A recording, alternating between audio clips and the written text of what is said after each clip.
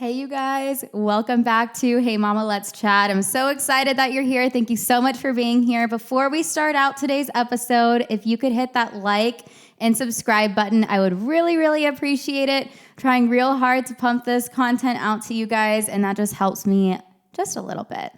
Also, before we get into today's topic, I want to be completely transparent with y'all.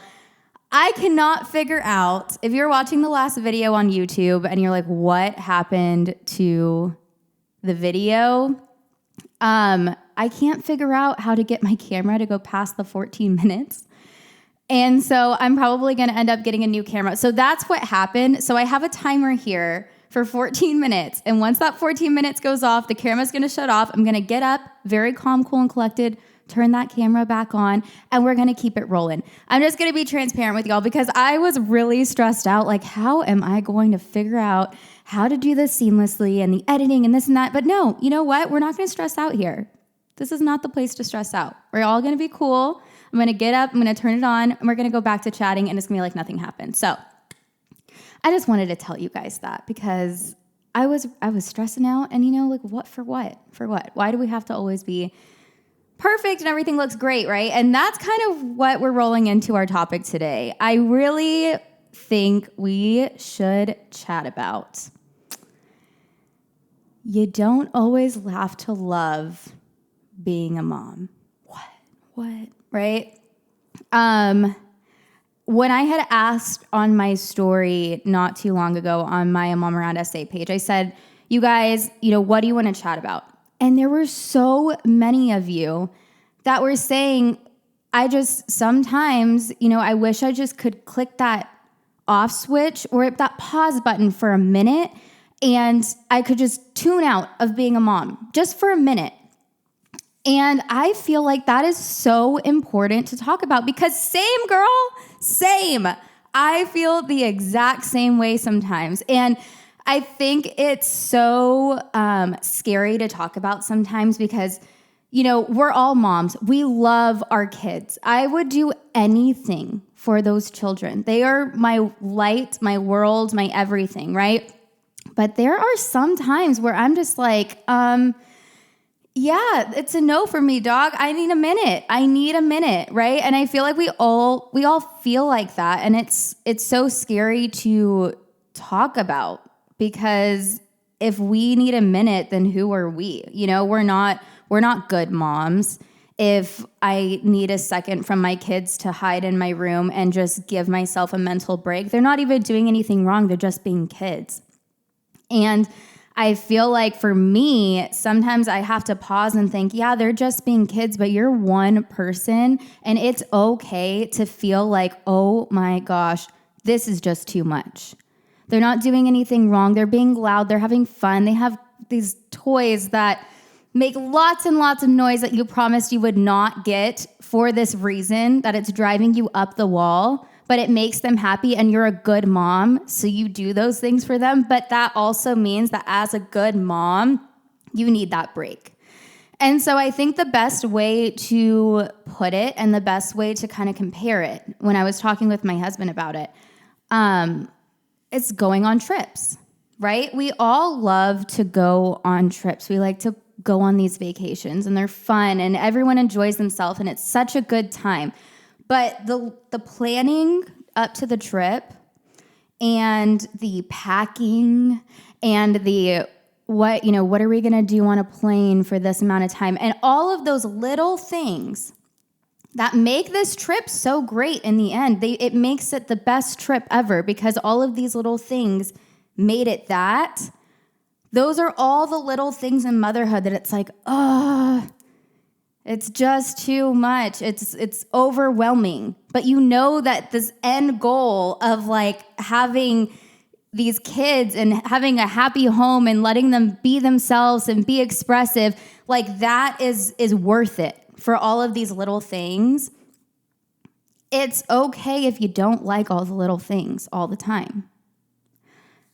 When I had just had my daughter, I was a new mom in quarantine. I kind of touched on that a little bit. We'll talk about that quarantine situation too, because I know that was a lot, especially for my mamas that were new moms during that time, like brand new moms. It was a lot for us. But anyways, I'll touch on that later.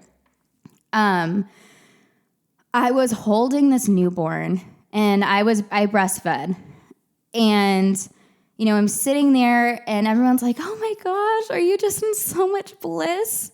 Don't you just are you just so happy? Aren't you just so excited that you're a new mom? And oh my goodness, she's so precious. And I was just, and I felt that in my heart. I really did. I was like, oh my gosh, this is great. I loved being a first-time mom. I did. It was awesome. But then I was so afraid to ask for help, or I was so afraid to speak up and say, yeah, it's great, but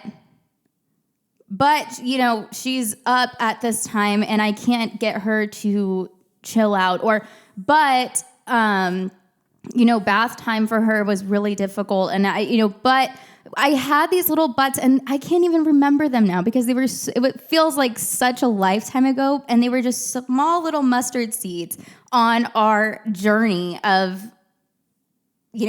motherhood, of my journey through that time.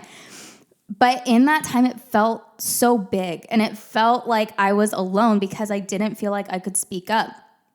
And I think I was speaking to my mom, and this was when we could go outside, and we were at the Pearl in our little circle that they drew. You guys know what I'm talking about if you're from San Antonio. They had chalk on the floor of our quarantine bubbles, and I'm sitting there, and she just knew what was up. She's like, what's wrong? And I'm like, I love being a mom, but I feel like I'm not doing it right because I don't feel that oh my gosh, I'm just so happy in my little bubble all the time. And she's like, well, no one is. And I was like, okay, but when anyone talks to me, all they want to hear is the good stuff. And she's like, yeah, of course they want to hear the good stuff because they're talking to you and they see this baby and they're not in it with you. But we all know that there's stuff to it that we don't love. We all know that there, and I'm thinking, oh my gosh, no, I didn't know that because I felt like all we did was talk about the good stuff that I felt like I was complaining and that I didn't have a space to be authentically myself and say, look, I don't like this, I need help. And one of the big things, and it didn't even have to do with my daughter, but it really did, was we had these blackout curtains in the living room. And every morning I would wake up and I just felt like the whole day was just one big, it just meshed into the day before. And I was just in this dark house with this newborn. My husband had started going back to work and I didn't see an end in sight. I didn't see where we would hit that point where I would be like, aha, okay, now it all makes sense and everything is great and rainbows and sunshine. And I was crying and I was like, I just feel like I'm just in this rut. And my mom was like, well, I'm sorry that you feel that way. I wish I would have known. Now, next day, let's go get you some curtains that aren't blackout curtains. Let's go, get a white rug to put in here that brightens up the room. And it almost makes me emotional. And I don't know if you can hear it in my voice. You probably can, but I'm not going to cry. But if I do, we're not going to judge. But because in that time, I felt so supported. But all I had to do to begin with was open my mouth and say something. And all I had to do was be okay with feeling like, okay, maybe this isn't the right thing to say, but it's my truth and I need to speak it. And that's translated into the rest of my motherhood journey. I feel like I can speak up when I don't like something or when something feels uncomfortable to me because it's not supposed to come naturally. Okay, people will tell you oh, it's fine. When you're a mom, you'll just everything will just come naturally. And I think in a way it's very helpful to say that. I don't think there's intentions of making you feel less than by saying that. But I also think that's kind of a really heavy thing to say because it's okay, well, what happens when it doesn't come naturally? What happens if that one thing doesn't come naturally? Because then as a mom who just wants the best for her kids, I'm thinking, Why is it not coming naturally? Why can't I figure this out? And it all boils down to, it doesn't all come naturally, you guys. There are maternal instincts that you have, right? Like you know when something's wrong with your child. You usually know how to fix those things. Normally, sometimes you don't, and that's part of what I'm talking about. It's like you don't have to know everything all the time. That's why we have a village. And if you don't have that village, hello, welcome to ours. We're happy to have you here. But you don't even need a whole village. You just need that one person to be able to say, I am not okay and I need help. And if it's as simple as changing the color of the rug, or it's a little bit more difficult of, I need support when it comes to taking a shower because I feel I haven't taken a full shower in, 3 or 4 days because I just hear the cry, I run out and I freak out. Like, you can say, I need help, and that is totally okay and valid. And just because you don't like these little things in motherhood does not make you a bad mom, and it does not take away from all that you do because you asked for help. It actually makes you better. By saying, I don't love being a mom all the time, I'm able to say, okay, I don't like this part, I need help. If I'm just like, oh, everything's rainbow and sunshines and, we're great over here. And that's another thing too with social media. Like that can make you feel that way. Like everything's perfect. No, sweetie, nothing is perfect. I promise you. If you're looking at someone's page and you think, oh my gosh, their life is perfect. No, ma'am, it's not perfect. It's very far from that. They're just really good at showing you the good stuff because who really wants to see the bad stuff? I mean, let's be honest. Are you going to sit there and listen to someone, oh, this and that, and life is so horrible and blah, blah, blah? Or are you going to watch, how they clean out their pantry and reorganize everything and see how great they are at homeschooling? Okay. To not love every single moment of this journey. You're not a bad mom to say, I need help. You're not a bad mom to say, I don't like every part of motherhood. There's some people that are like, oh, it's just great. Everything is just wonderful and we're so happy. And you know what? Good for them. If they truly in their heart feel that way, I'm not dogging anyone. Good on you. But for the majority of us, it's not all great. I mean, I could name a handful of things just on the top of my head that I'm like, I could do without that. I could do without cleaning rice off the floor when it's sticky. That's another mom hack, by the way. You let it dry, okay? If you're new here, if you're new to the mom thing, don't try to pick the rice up off the floor when it's still wet. You let it dry and then you sweep it up, okay? That's just a side note. But there are things that it's like, oh my gosh, like this is my life, And it's great and we love it. And I love being a mom, guys. Obviously, I would not be doing all of this if I didn't have that love in my heart for being a mom and wanting to share this with other moms. But I just feel like some of us just need to be real sometimes. And if I'm going to be the one to sit here and tell you, hi, I'm a mom around SA and I don't love being a mom all the time, I mean, what does that say? And I wish there are moms out there that'll speak up and they're like, hey, there's a couple of them that I follow that I'll probably share later because right now I'm like my brain's not there. But, I'll share them with you guys. But you need to be okay with asking for help. You need to be okay with saying, I don't love every single second of this. Even though I love being a mom, it's too much sometimes. And with that, I would also go as far as to say, if being a mom wasn't on the top of your list, right? If it wasn't like, I'm going to graduate, I'm going to do all these things, and then I'm going to become a mother, and I'm going to love that. If that wasn't you, I'm going to be real honest with you, it wasn't me either. It wasn't me either. And I know my mom was probably like, oh, Veronica, do not tell them that. But it's true. It's true. And I want my daughter to know that too. I want her to know that that being a mom was not on my, like, this is what I'm going to do. This is who I want to be. This is, my goal in life is to be a mom. That was never what I saw myself as. It's not what I felt in my heart was for me. But I will say that it is the best thing that has ever happened to me. And I'm not just saying that like as a cliche, like, oh my gosh, my kids are great.